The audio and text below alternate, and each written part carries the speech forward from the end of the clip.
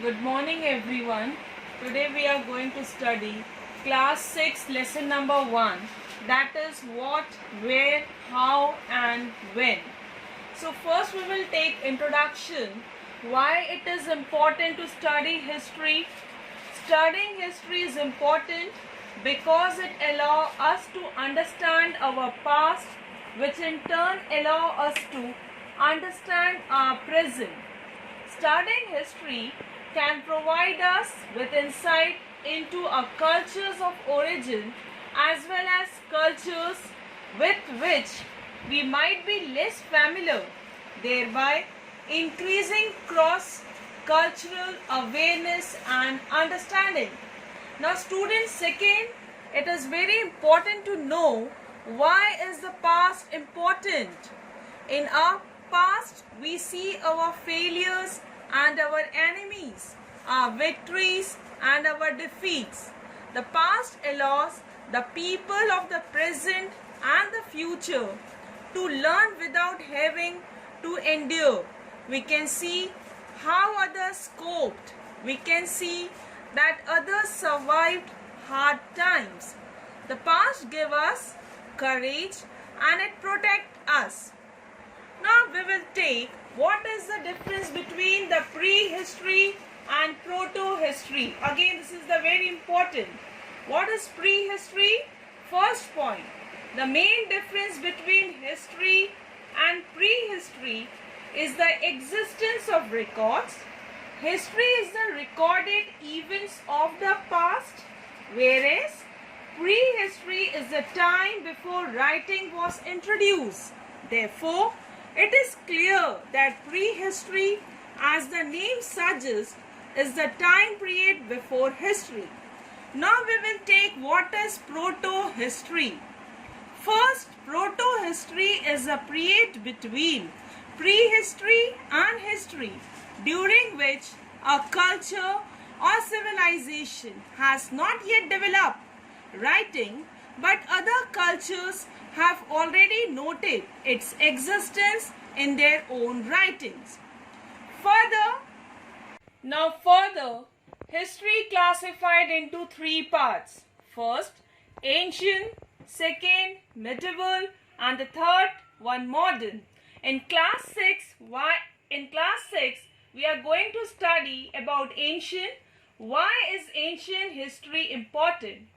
Studying ancient history helps you to connect yourself with the people of ancient history, and you learn what mistakes they made, what was the impact and what they learned.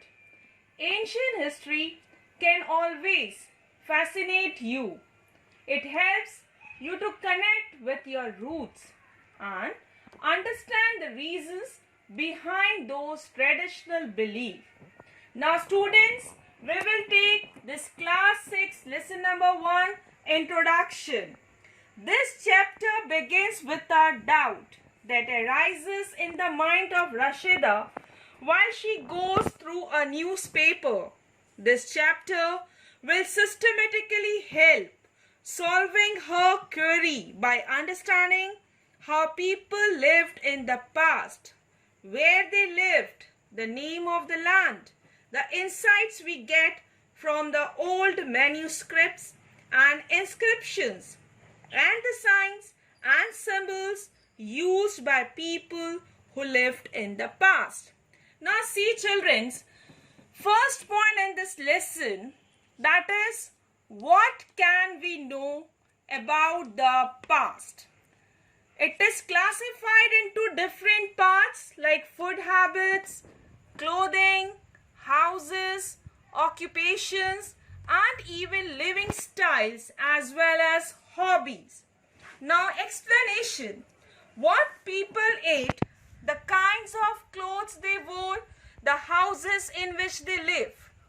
We can find out about the life of hunters, herders, farmers, rulers, merchants, priests, craft persons, artists, musicians, and scientists. We can also find out about the games children played, the stories they heard, the plays they saw, the songs they sang. Now we will take second part, that is, where did people live?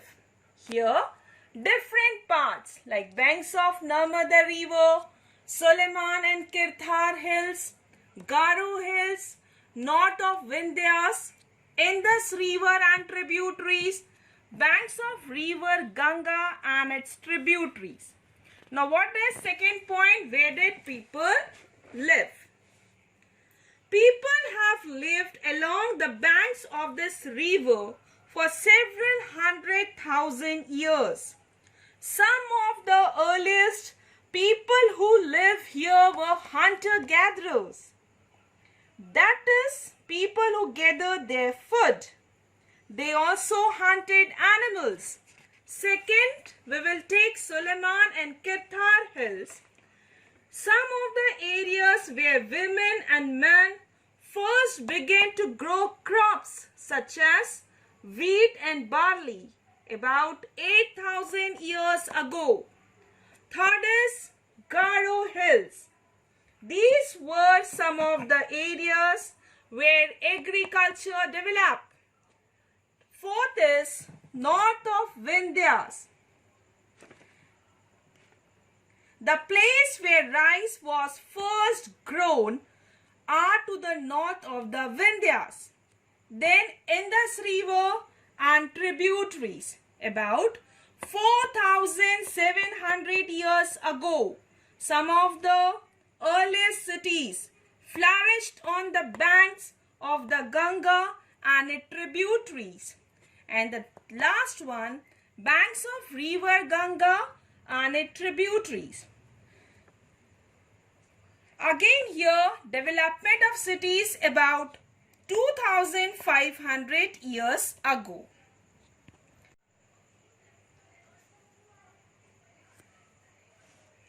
Now we will locate the Ganga and its tributary called the Sun in this. Lettered about 2,500 years ago, cities developed on the banks of Ganga. In ancient times, the area along these rivers to the south of the Ganga was known as Magad. What happened here, students? Its rulers were very powerful and they set up their own large kingdom. Okay, now here again second part we are having that movements of the people. Now why? Since past people traveled from one part of the subcontinent to another parts. Again why? Why, students? First reason, in search of livelihood. Second, to escape from natural disasters, flood or drought. Third one, movement of armies conquering others' lands. Fourth, students, merchants traveling for trade. Fifth one, religious teachers, they walk from village to village. Why? Because they want to propagating religious message. And the last reason is that movement for adventure, discoveries and expeditions to new places. Is it clear? Now last point we are having here, the hills and mountains, Himalayas, deserts, rivers and seas made journeys dangerous and difficult at that times, but never impossible.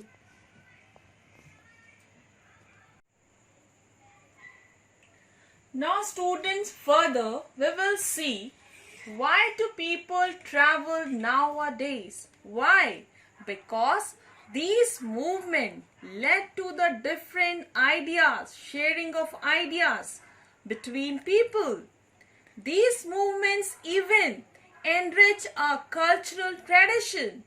Further, people they share new ways of carving stone, composing music and even cooking food over several hundred of years.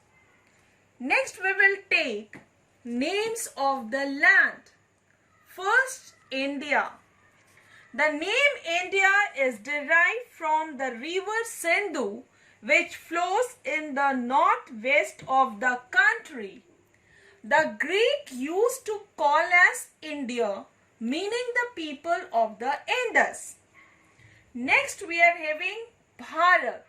The name Bharat is derived from the legendary king Bharat, who was ancestor of Kauravas and Pandavas, son of King Dushyanta and Shakuntala. Even student, where did the name Bharat come from? According to a legend, the name Bharat comes from the name of the Bharat Chakravarti, an ancient brave king of the land. He was the son of King Dushyanta and Queen Shakuntala, who conquered a huge territory that was converted into a political entity named after him. Now children, see what is the meaning of Bharat. The official Sanskrit name for India is Bharat. Bharat meaning, Bha means light and knowledge. Rata means devoted. So students, Bharat means devoted to light as against darkness. Next part we will take, that is finding out about the past. Here, two things we have to study. First one, what is manuscript and inscription? Sources of history. Now first one is, what is manuscript? All handwritten records of the past in the form of books on palm leaves and the bark of birch tree is called manuscript. Inscription. What was the advantage of writing on stone? Written records engraved on rocks, cave walls, metal pillars, copper tablets, walls of temples and palaces. Here manuscript. Are this manuscript still there?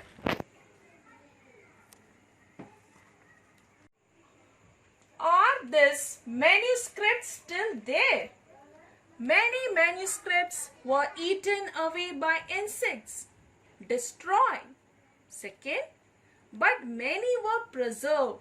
Where? In temples and monasteries. Manuscripts were written on various or variety of subjects. These topics deal with religious beliefs and practices, the life of kings, medicine and science, epics, poems and play. Now inscription. Written records engraved on rocks, cave walls, metal pillars, copper tablets, walls of temples and palaces. Sometimes kings got their orders inscribed so that the people could see, read and obey them. There are other inscriptions as well, when men and women, including king and queens, recorded what they did. For example, king often kept records of victories in battle. Even one example we are having in your textbook, students, regarding the inscription and old inscription. This inscription dates to about 2250 years ago and was found in Kandahar, present-day Afghanistan. It was inscribed on the orders of a ruler named Ashoka. This inscription was inscribed in two different scripts and the languages Greek top and Aramaic below, which were used in this area. Now we will take next part of this lesson, that is other than inscription and manuscripts. Okay students, for example, different tools, weapons, pots and coins. There are many other sources to study history. There are many other things that were made and used in the past. Those who study these objects are called archaeologists. They study the remains of building made of stone and brick, paintings and sculpture. They also explore and excavate, dig under the surface of the earth. Why? To find different tools, to find different weapons, to find different pots, pans, ornaments and even coins. Some of these objects may be made of stone, others of bone, bucket, clay or metal. Now next topic is one past or many. Students, did you notice the title of this book? Our past. We have used the past in plural to draw attention to the fact that the past was different for different groups of people. For example, lives of herders or farmers were different from those of kings and queens. The lives of merchants were different from those of craft person and so on. It is true, people followed different practices, people followed different customs in different parts of the country. Besides, there is another kind of difference. We know a great deal about king and battles they fought because they kept records of their victories. But students, generally what happened? Ordinary people such as hunters, fishing folk, gatherers, farmers or herders did not keep records of what they did. While archaeology helps us to find about their life, there is much that remains unknown. Now last topic of this lesson is, what do dates means? The years are counted from the date generally assigned to the birth of Jesus Christ, the founder of Christianity. All dates before the birth of Christ are counted backward and half BC before Christ, added on sometimes BCE, that is before Common Era. Thank you so much.